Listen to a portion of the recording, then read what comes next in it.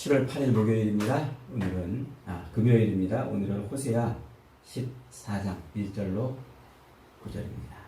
가슴절절한 하나님의 사랑이라는 제목입니다. 가슴절절한 하나님의 사랑. 드디어 호세아 마지막 장이네요. 오늘 본문은 호세아의 북이스라엘 백성들을 향한 9번째 설교이면서 결론입니다. 결론. 하나님께 돌아오라고 외치는 1절부터 3절까지와 그리고 하나님께 돌아오는 자가 누릴 복이 어떤 것인가 하는 것을 소개해주는 4절로 9절까지의 내용으로 구분이 됩니다. 오늘 1절은 이렇게 시작합니다. 이스라엘아 내 하나님 여호와께로 돌아오라. 네가 불의함으로 말미암아 엎드러 졌느니라. 여호와께로 돌아오라. 이게 호세아의 핵심이에요. 이 호세아서의 결론이라 이렇게 말씀할 수도 있습니다. 지금 이 말 속에 네가 불의함으로 말미암아 엎드러졌느니라 하는 이 말 속에 북이스라엘의 형편이 고스란히 담겨져 있어요. 지금 이스라엘의 형편이 처지가 어떻다고요? 자기 남편을 버려두고 욕망을 채우기 위해서 외간 남자들을 향하여 달려나가는 그런 여인 같은, 그런 음탕한 여인 같은 모습이라 그랬죠. 그래도 하나님은 그런 음탕한 여인 같은 이스라엘을 어떻게 하신다? 사랑하신다. 그래서 그 사랑을 하나님이 표현하시기 위해서 호세아에게 창녀 같은 여인 고멜을 데려와서 결혼하고, 그래도 또 도망을 간 그 여인을 은 30을 주고 다시 사오라 이렇게 말씀하셨잖아요.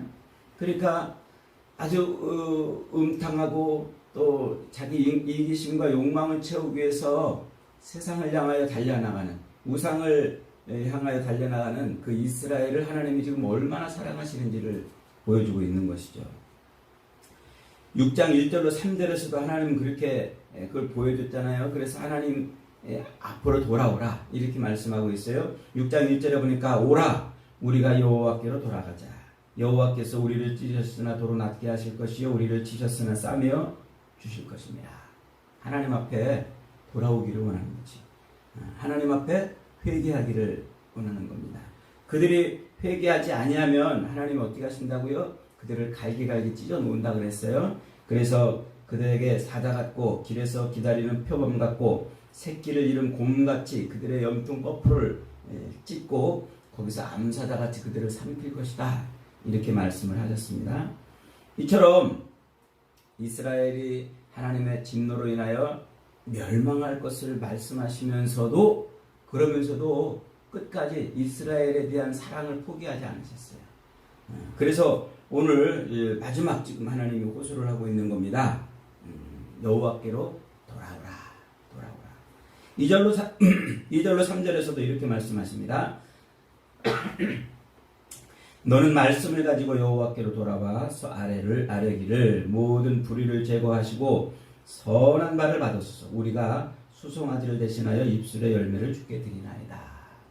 그러니까 지금 하나님 앞에 돌아와서 뭐 하라는 거예요? 입술을 벌려서 회개하라 하는 말씀이죠. 하나님이 죄인을 치료하시고 회복시키시는 데는 순서가 있어요. 그 순서가 뭐냐면 먼저 우리 입술을 벌려서 죄를 고백해야 돼요. 자기 죄를 고백하는 것, 그것이 가장 중요한 회개의 순서예요. 하나님 앞에 나온 자는 입술을 벌려 죄를 고백을 해야 됩니다. 이것이 하나님 앞에서 용서받고 치유받고 회복받을 수 있는 아주 중요한 첫 단추예요. 자기 입술을 벌려서 죄를 회개치 아니하는 자는 결코 그 죄를 용서받을 수가 없는 거예요. 그래서 하나님께서는 자기의 죄를 입술을 벌려 고백하는 그 사람에게 그 죄를 용서해 주신다고 말씀하고 있어요. 그래서 요한일서 1장 9절에서도 그렇게 말씀하잖아요. 만일 우리가 우리 죄를 자백하면 그는 미쁘시고 의로우사 우리 죄를 사하시며 우리를 모든 불의에서 깨끗하게 하실 것이라. 가장 중요한 건 우리 입술을 벌리는 거예요. 입술을 벌려. 그래서 입을 벌리지 않고 그냥 우리가 머리로만 나 예수님을 믿어 이렇게 하는 것은 아무 의미가 없어요. 우리 이 육신의 입술을 벌리는 거. 그래서 이게 중요한 거예요. 그래서 옛날에 아주 태초에 하나님이 흙덩어리, 그 흙덩어리로 아담을 만드시고, 그리고 그 흙덩어리에 뭐를 불어넣으셨어요? 그 코에 생기를 불어넣었다고 그랬죠. 그래서 생기, 하나님의 숨결이 들어가서 그가 생명을 얻었어요. 하나님의 숨결이 들어가서. 그런데 하나님의 명령을 어김으로 말미암아 먹지 말라 한 그 선악을 알게 하는 나무 열매를 따먹음으로 말미암아 그들이 죄를 졌잖아요. 그 죄를 짓는 순간 하나님이 그 안에서 빠져나가 버렸어요. 하나님의 영이 그에게서 떠나간 거예요. 그게 뭐라고 그랬어요? 그게 곧 죽음. 그게 죄고 그게 죽음이에요. 하나님이 떠나가 버린 것 말이죠. 그래서 아담과 하와가 하나님이 떠나 있는 존재인 것을 보여주는 행위가 뭐냐면 에덴 동산에서 쫓아낸 거라고 그랬죠. 그래서 하나님이 그들에게서 떠난 것을 보여주는 거예요. 그 자체가 곧 죽음이고 저주고 그것이 죄란 말이에요. 그래서 그 죄인을 하나님이 다시 살리시기 위해서 하나님이 어떻게 하세요? 그들 속에 다시 들어가야 돼요. 처음에 생기를 불어넣으셨던 것처럼 하나님이 그 속에 들어가야 되는데 이번에는 그냥 들어갈 수가 없어요. 그래서 하나님이 이 타락한 죄인이 죽어있는 그 인간의 그 입 속으로, 마음 속으로, 그 속으로 들어가기 위해서 아들을 십자가에 매달아 죽이시는 방법을 택해요. 그래서 십자가에 매달아서 아들을 죽이시고 내가 너를 살리기 위해서 십자가에 매달렸노라. 이렇게 보여주셔요. 그것을 아멘 하고 믿을 때 주님이 나의 죄를 위해서 십자가에 달려 죽으셨습니다 하고 내 이 육신의 입술을 벌려서 고백할 때, 주님을 나의 구주로 고백할 때, 내 죄를 회개하고 고백할 때, 그때 어떤 일이 벌어져요? 그때 하나님의 영이 내 속에 들어오신단 말이에요. 그걸 어떻게 예수님이 보여주세요? 예수님이 십자가에 매달려 죽으셨다가 사흘 만에 부활하시잖아요. 부활해가지고 그 부활하신 예수님이 제일 처음으로 하신 일이 뭐냐면 그 제자들을 만나셨어요. 만나셔가지고 예수님이 부활하셨다는 소식을 듣고 그럴 리가 없어. 예수님이 무슨 부활하셨어. 이렇게 의심하는 그 제자들을 모아놓고 손가락을 넣어보라. 내 옆구리를 만져보라. 그렇게 하시면서 자신을 보여주셨어요. 그러니까 제자들이 그때 십자가에 달려 죽으신 그분이 지금 우리 앞에 계신 분이시군요 라고 이렇게 확신합니다. 그 확신하고서 그 예수님을 이제 고백하죠. 그러니까 예수님이 그때 무슨 행동을 하십니까? 숨을 내쉬며 가라사대 그 제자들을 모아놓고 십자가에 달려 죽으셨다 부활하신 그 예수님 앞에 모여있는 그 제자들을 모아놓고 그들에게 숨을 하고 내쉬며 가라사대 성령을 받아라 이렇게 말씀하죠. 그때 비로소 예수님이 바로 그분이시군요. 내 죄를 용서하시기 위해서 죽으신 분이시군요 라고 내 이 육신의 입술을 벌려서 고백하는 순간 그 속에 뭐가 들어가요? 성령이 들어갑니다. 그래서 이 땅에 있는 모든 인생을 하나님이 이 땅에 태어나게 하셔서 70 혹은 80 평생을 살아가게 하시는 거예요. 그동안 뭐 하게 하시는 거예요? 우리 입술을 벌리게 하시는 거예요. 그래서 입술을 벌려야 돼요. 이거 벌리지 못하면은요, 이 입술을 벌려서 주님을 고백하지 못하면 절대로 생명의 영이 우리 속에 들어올 수가 없어요. 이게 아주 놀라운 신비한 방법이에요. 그래서 이 땅에 있는 동안 우리는 그걸 결정할 수가 없어요. 육신을 입고 있는 요 기간 동안만 기회가 주어지는 거예요. 그래서 이 기간 동안에 우리는 우리 입술로 고백해야 돼요. 고백할 때 하나님의 그 회복의 영, 치유의 영이 그때 들어오는 겁니다.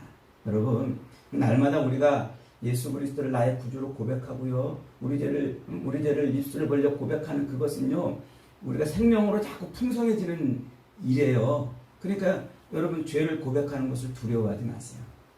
그리고 부끄러워하지 마세요. 자꾸 고백해도 돼요.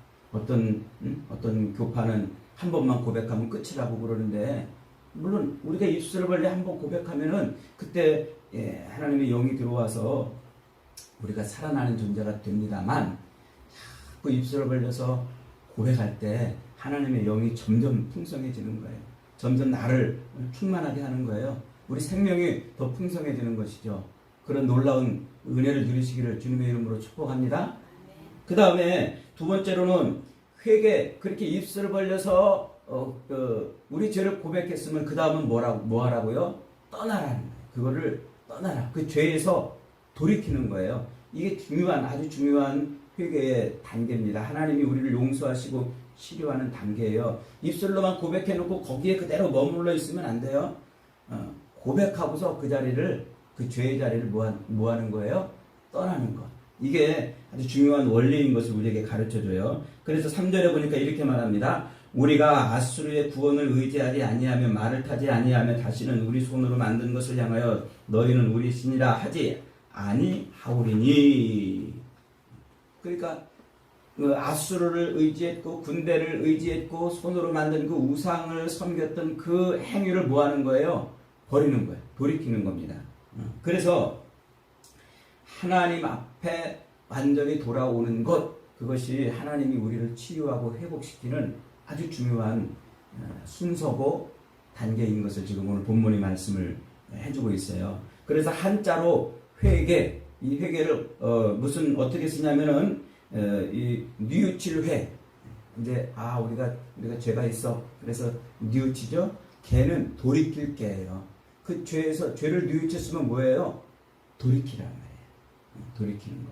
그래서 지금 이스라엘 백성들에게 그 죄에서 뭐하라?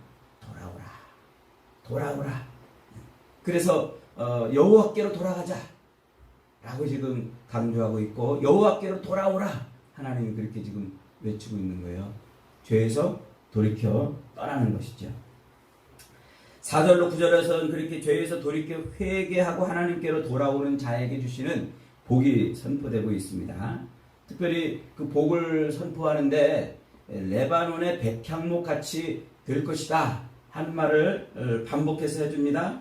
레바논의 백향목. 레바논은 저 이스라엘 북쪽에 있는 지금 그 옛날에 그 시돈과 두로가 있던 그 지역에 있는 나라예요. 그런데 거기에는 이 백향목이라는 아주 신실한 아름답게 쭉쭉 뻗은 그런 나무가 많이 있어요. 거기는 이쪽 이 유다 지역은 이 광야인데 거기는 아주 숲이 우거진 울창한, 그리고 쭉쭉 뻗어 있는 아름다운 나무들이 풍성한 그런 나라죠. 그래서 시돈과 두로는 아주 풍요로운 나라를 상징합니다. 그렇게 풍요로운 나라처럼 하나님이 회복시켜 주실 것을 의미하는 것이죠.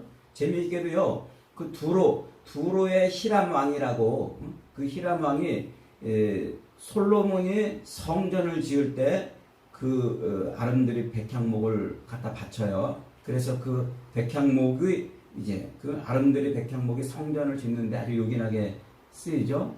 그런데 또 재미있게도 북이스라엘, 이제 솔로몬의 성전을 지은 이후에 남과 북이 갈라지잖아요. 그 북이스라엘의 그 아합 왕이 자기 마누라를 누구를 데리고 오냐면 그 두로의 이 이세벨 여인을 데리고 옵니다. 그래서 이 시돈의 왕이자 제사장 역할을 했던 엣바알의 딸인 이세벨을 자기 마누라로 데리고 와요. 이세벨. 근데 그 이세벨이 그렇게 북이스라엘 땅으로 들어올 때 그때 역시 뭘 갖고 오냐면 그 레바논의 백향목을 가지고 와요. 그 백향목을 가지고 와가지고 뭐를 증축하냐면 여로보암 1세가 세워놨던 그 베델과 단에 세워놨던 예루살렘 성전을 흉내내서 세워놨던 그 이방 신전을 레바논의 백향목으로 아름답게 증축을 하는 일이 벌어져요. 그러니까 이 레바논의 백향목은 솔로몬 성전도 짓는 데 쓰여졌고 북이스라엘의 그 우상 신전을 세우는 데도 쓰여지게 되는 것이죠.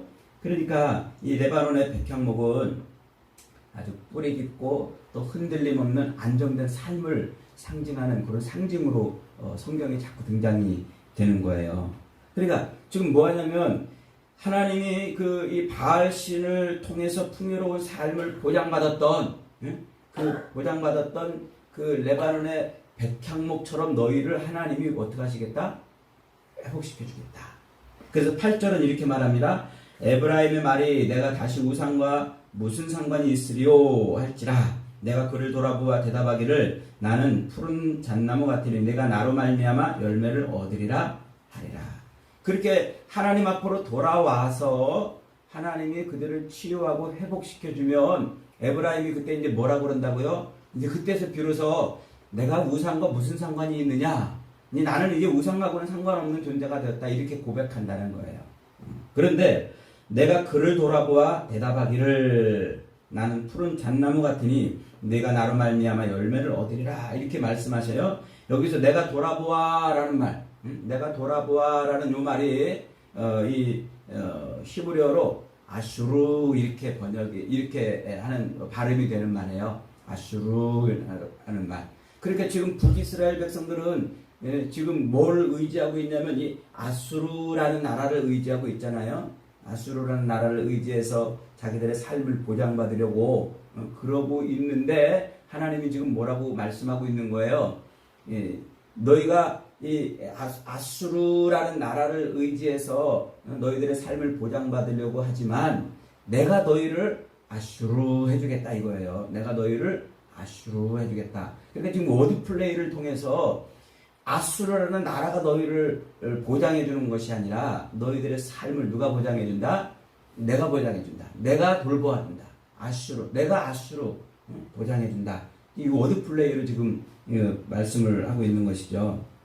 그래서 이제 하나님의 은혜로 하나님의 돌보심으로 너희를 치유하고 회복시켜 주겠다. 지금 그 얘기를 지금 하고 있는 거예요. 여러분, 이 호세아서가 우리에게 가르쳐주고 집중해서 우리에게 말씀해주는 게 뭡니까? 하나님은 결코 자기 백성을 버리지 않으신다는 거예요. 결코 자기 백성을 포기하지 않으시겠다는 거죠. 자기를 떠나서 외간 남자들을 향해서 이제 욕망을 채우려다가 그들에게 빚을 져가지고 노예처럼 팔려가 있을지라도 하나님이 어떻게 해요? 그들을 값주고 다시 사오겠다 하는 것을 고매를 통해서 말씀하고 있다고 그랬죠. 그러니까 하나님은 자기 백성을 반드시 되찾고 그들을 고치시고 치료하시고 값을 치르고라도 그 백성을 끝까지 구원해내시겠다. 그 하나님의 절절한 사랑, 아주 가슴 절절한 사랑을 지금 고백해주고 있는 것이 바로 이 호세아서입니다. 그래서 우리가 이 호세아서를 통해서 신약 성경에서 말하고 있는 하나님의 그 사랑, 예수 그리스도의 사랑을 우리가 이 가슴 절절한 사랑이구나 하는 것을 깨닫게 되는 겁니다. 특별히 남편을 버리고서 욕망을 채우기 위해서 저 외간 남자들에게 달려나갔던 그 여인, 그래서 욕망을 채우다가 끝내 그들에게 종처럼 노예처럼 살고 있는 그 고멜이라는 그 여인을 은전 30을 주고 사오라고 그러잖아요. 이 하나님의 그 사랑을 이제 예수 그리스도의 사랑을 예표하는 것으로 보여주는 거예요. 예수님이 십자가에 매달리시는데 얼마를 지불하고 매달리십니까? 은전 30을 지불하고 매달하는 거예요. 그게 속전의 값이에요. 이 레위기에서 말씀하고 있는 이 배상의 값이란 말이죠. 배상의 값. 그래서 그 레위기 율법 그대로 하나님은 예수 그리스도를 그 배상의 값을 지불하고 그리고 십자가에 매달려서 우리를 대신해서 내어준 바 되는 것이죠. 그래서 하나님은 아들 예수 그리스도를 십자가에 매달아서 그렇게 속전을 지불하고 우리를 구원하시는 그 사랑을 보여주시는 분으로 신약 성경에서 우리에게 나타나시는 거예요. 예수님은 십자가에 매달리시기 바로 전까지 자기 사람들을 사랑하시되 끝까지 사랑하셨다라고 말씀하고 있지 않습니까? 그러면서 제자들의 발을 씻겨주면서 내가 너희에게 행한 것처럼 너희도 그렇게 하라 하고 말씀을 하십니다. 사도 요한은 그 하나님의 사랑, 속전을 지불하면서까지 자기 백성을 사랑하시는 그 하나님의 사랑을 요한복음 3장 16절에서 이렇게 표현하고 있어요. 하나님이 세상을 사랑하사 독생자를 주셨으니 이는 저를 믿는 자마다 멸망치 않고 영생을 얻게 하려 하심이라. 사도 바울은 로마서 5장 8절에서 이렇게 말씀하고 있어요. 우리가 아직 죄인 되었을 때에 그리스도께서 우리를 위하여 죽으심으로 하나님께서 우리에 대한 자기의 사랑을 확증 보여주셨다라고 말씀하고 있잖아요. 그러니까 이 호세아서를 통해서 우리는 그리스도의 사랑을 볼 수가 있는 거예요. 호세아서를 통해서 하나님이 어떻게 우리를 사랑하셨는지를 볼 수가 있는 거지요. 그래서 이 호세아서를 통해서 볼 수 있는 하나님의 사랑은 첫째로 실제로 자기 백성을 고치고 치료하는 도와주는 사랑이에요. 회복시키시고 구원하시는 사랑. 여러분 우리 인간의 사랑은 어때요? 우리가 사랑한다 그러는데 말뿐이에요. 말 이상 더 뭐 해줄 수 있는 게 없잖아요. 말로 응원하고 곁에서 그냥 말로 다독여주고 하는 정도밖에는 우리가 할 수 없어요. 그런데 하나님은 값을 지불하고 우리를 꺼내주시고 구원해주시고 치료해주시는 그 사랑을 보여주신 것이죠. 두 번째로 이 호세아서를 통해서 볼 수 있는 하나님의 사랑은 죄를 용서해주시는 그 사랑이에요. 인간의 모든 슬픔과 아픔과 고독과 절망과 후회와 모든 악한 것들이 다 이 죄 때문에 오른 것 아니겠습니까? 그런데 그 죄를 용서해 주시는 사랑. 그래서 예수님의 사랑, 우리를 대신해서 십자가에서 죽으신 그 예수님의 그 사랑만이 우리를 죄에서 건지시는 사랑이라고 성경이 말하고 있는 거예요. 그리고 세 번째로는 이 호세아서를 통해서 보여주는 하나님의 사랑은 영원한 사랑이에요. 잠깐 사랑하고 끝나는 사랑이 아니라 배반당하면 이제 저주하는 사랑이 아니라 영원한 사랑, 흔들리지 않는 사랑, 무엇으로도 끊어낼 수 없는 사랑. 그래서 사도 바울이 로마서 8장 35절 이하에서 이렇게 말하는 거예요. 누가 우리를 그리스도의 사랑에서 끊으리요? 환난이나 곤고나 핍박이나 기근이나 적신이나 위험이나 칼이랴. 이 모든 일에 우리를 사랑하시는 이로 말미암아 우리가 넉넉히 이기느니라. 내가 확신하노니 사망이나 생명이나 천사들이나 권세자들이나 현재일이나 장래일이나 능력이나 높음이나 기쁨이나 다른 어떤 피조물이라도 우리를 우리 주 그리스도 예수 안에 있는 이 하나님의 사랑에서 끊을 수 없느니라. 끊을 수 없느니라. 하나님의 사랑은 잠깐 있다 사라지는, 그리고 배반당하면 저주하는 그런 사랑이 아니고 영원한 사랑, 영원한 사랑이라는 거죠. 여러분, 우리 인류는 영생하는 게 꿈이에요. 그리고 세상에 있는 모든 종교들도 다 그 영생을 향해 달려가고 있지 않습니까? 그러나 영생을 주시는 분은 오직 하나님밖에 없어요. 오직 우리에게 영원한 생명을 주실 수 있는 것은 그리스도 사랑밖에 없어요. 우리를 사랑하시는 예수 그리스도의 그 사랑 때문에 기꺼이 값을 지불하고 십자가에 자기를 매달으신 그 사랑 때문에 우리가 영생을 얻는 거예요. 그 사랑의 힘으로 우리가 모든 죄에서 용서받고 치유받고 죄로 말미암아 당하는 그 고통 가운데서 구원을 얻는 거죠. 그 사랑이 아니었다면, 그 값을 지불하시는 영원하신 그 사랑이 아니었다면 우리는 살아있을 수 없는 존재가 되는 것이죠. 여러분, 우리는 이 땅을 살다가 정말 어이없을 정도로 그렇게 쉽게 하나님의 사랑을 잊어버릴 때가 많아요. 정말 어처구니 없게도 그 위대한 하나님의 사랑을 배반할 때가 많아요. 그럼에도 불구하고 하나님은 우리 입술을 열어서 하나님을 고백했다는 그것 하나 때문에 우리와 함께 하셔서 우리를 회복시켜 주시고 우리를 치유해 주시고 우리를 죄에서 건져 주시고 우리를 사랑해 주시는 겁니다. 어떤 처지에 있든지 어떤 환경 속에 있든지 우리를 버리지 않고 끝까지 우리를 책임져 주시는 것입니다. 그 사랑을 믿으십시오. 그 사랑을 의지하십시오. 그럴 때 우리는 이 죄악 같은 세상에서 하나님의 은혜를 누리며 살게 되는 것입니다. 값을 지불하고 우리를 다시 사신 주님은, 그 주님의 사랑은 세상 어떤 것을 지불하고라도 우리가 놓치지 말아야 될 것입니다. 여러분, 그 사랑을 붙드시기 바랍니다. 저와 여러분이 날마다 은전 30에 팔려서 십자가에서 살을 찢고 피를 흘리신 그 예수님의 사랑을 가슴으로 느끼고 늘 삶에서 맛볼 수 있기를 바랍니다. 그래서 그 사랑으로 모든 삶을 승리하는 저와 여러분이 다 되시기를 주님의 이름으로 축복합니다.